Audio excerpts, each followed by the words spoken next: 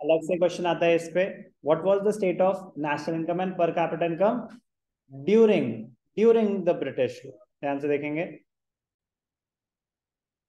Low level of national income and per capita income. The economic condition of a nation can be judged with the data of national income and per capita income. National income macro economics का concept. एक nation की growth अगर check करनी है तो उसकी national income से हो जाती है कि जीडीपी बढ़ रहा है तो नेशन ग्रो, एक इंडिकेटर है। एक इंडिविजुअल का इंडिकेटर ग्रोथ का क्या होता है? उसकी इनकम। नेशन का क्या होगा? नेशन की इनकम। नेशन की इनकम को बोलते हैं नेशनल इनकम। उसमें हम देखेंगे जीडीपी क्या होता है, एनएनपी क्या होता है, वो सब आगे के टर्म्स हैं। GDP gross domestic product. Point is कि इकोनॉमिक इंडिकेटर होता है जीडीपी, नेशनल इनकम। तो अगर वो मेजर करेंगे तभी तो पता चलेगा ग्रो हो रही है कि नहीं हो रही। ब्रिटिशर्स ने कभी कोई स्टेप्स ही नहीं लिए नेशनल इनकम को मेजर करने के लिए, पर कैपिटा इनकम को मेजर करने के लिए कि ना। सोचो, जैसे कि आपका टेस्ट ही कंडक्ट ना हो तो कितनी खुशी की बात है। यस और no?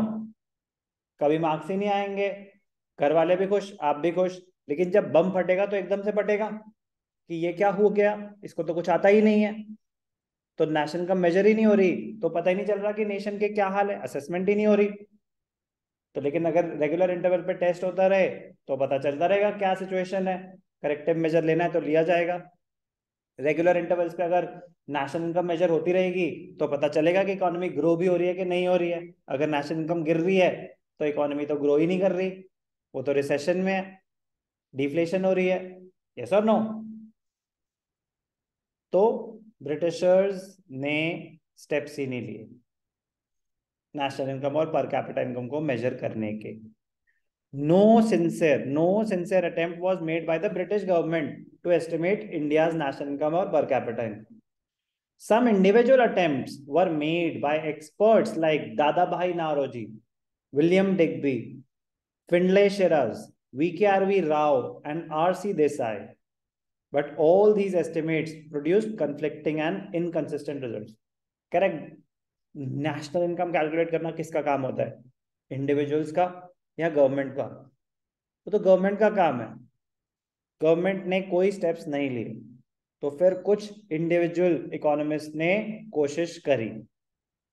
Some individual attempts, not with the help of the government, some individual attempts were made by the economist. तो क्वेश्चन आ सकता है, name of you economist who tried to estimate the national income or per capita income. Dadabhai Naoroji, William Digby, Findlay Shiraz, VKRV Rao, RC Desai. But क्योंकि government support नहीं था, individual की एक capacity होती है, लिमिटेड रिसोर्सेज होते हैं, सबने अपने अलग अलग तरीकों से मेजर करने की कोशिश करी। इनकंसिस्टेंट रिजल्ट्स आए, कंफ्लिक्टिंग रिजल्ट्स आए, कोई कुछ कह रहा कोई कुछ कह रहा, कोई कॉन्क्रीट रिजल्ट नहीं आ पाया। However the estimate of doctor Rao, कौन से doctor Rao? Doctor VKRV Rao, on national income and per capita incomes were considered very significant. तो मोस्ट सिग्निफिकेंट किसका माना गया अटेम्प्ट? Doctor VKRV Rao. करा बहुतों ने ट्राई था, Dadabhai Naoroji, William Digby, Findlay Shirras, VKRV Rao, RC Desai, but किसका मोस्ट सिग्निफिकेंट माना गया? Doctor VKRV Rao. Very important.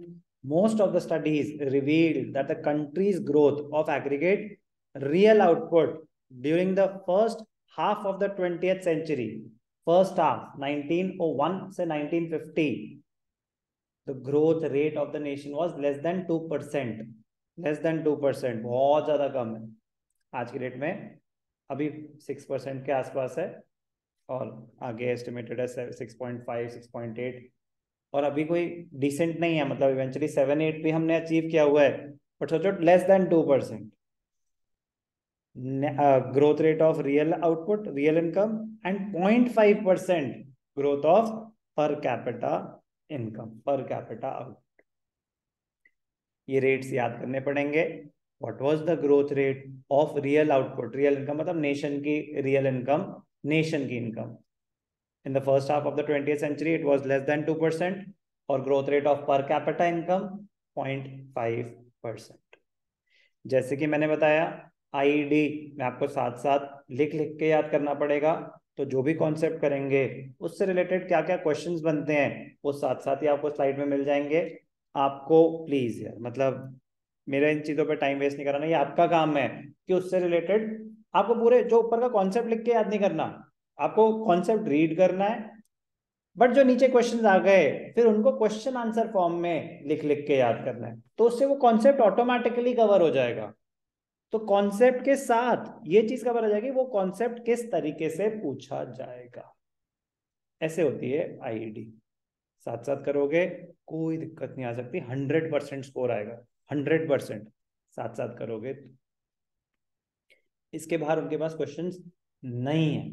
ID का सबसे बड़ा एडवांटेज क्या है, जैसे मैंने ना इंफॉर्मेशन बेस्ड पढ़ाई क्या होती है, लिमिट है। मैक्रो इकोनॉमिक्स में कोई लिमिट नहीं होती, वो तो एनालिटिकल है ना, वो तो सिचुएशन है। अभी कोविड आ गया तो इम्पैक्ट अलग हो जाएगा, कोई वॉर हो जाएगी तो इम्पैक्ट अलग हो जाएगा, और कोई बहुत ही अच्छा बूम मतलब फेवरेबल फॉरेन इन्वेस्टमेंट्स आनी शुरू हो गई, इंडिया मेक इन इंडिया, भाई सब कुछ इंडिया में ही सारे, कि चाइना में नहीं पैसा लगाना इंडिया में ही लगाना है, तो उसका क्या इम्पैक्ट होगा। तो ये सब मैक्रो इकोनॉमिक पॉलिसीज होती हैं। तो macro economics real life situations होती हैं, लॉजिक बेस्ड होती हैं, एनालिटिकल इन नेचर होती हैं। आईडी इंफॉर्मेशन बेस्ड होती है, तो उसको ऐसे अटैक करना पड़ेगा, लिख लिख के साथ साथ छोटे छोटे, छोटा छोटा करके करोगे तो जीरो बर्डन, सब कुछ याद भी रहेगा। अक्यूमुलेट करके करोगे आईडी में इतनी सारी इंफॉर्मेशन होगी ना, आप खो जाओगे, खो जाओगे। डेट्स चार चार करके याद करोगे बहुत आसान है, मैं आपको 200 डेट्स दे दूं याद करने के लिए, आप याद ही नहीं कर पाओगे। तो एक अक्यूमुलेट मत होने देना।